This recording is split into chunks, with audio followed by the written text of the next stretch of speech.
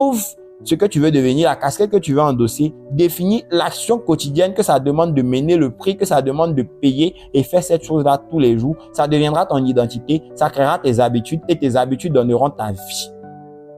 Deuxième façon de te connaître, c'est de comprendre que en plus des choses que tu fais tous les jours, c'est les choses que tu fais quand personne ne te voit. C'est les choses que tu fais quand il n'y a pas encore de récompense. C'est les choses que tu fais quand personne ne t'applaudit, quand on ne te paie pas, qui définissent aussi ce avec quoi tu es aligné.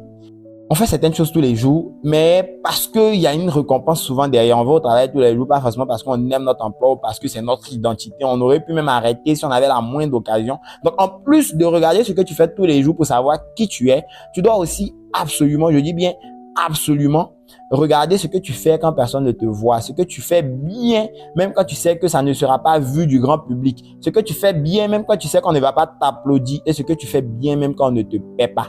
Ce que tu fais tous les jours, plus ce que tu fais quand personne ne te voit, sont les choses qui te définissent.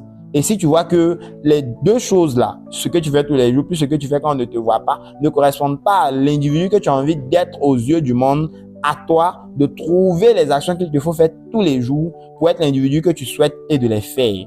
Partage la vidéo, ça peut véritablement aider quelqu'un. Abonne-toi pour ne rien manquer et surtout, implémente au moins une des choses que tu as appris aujourd'hui parce que sans action, il n'y a pas de réalisation.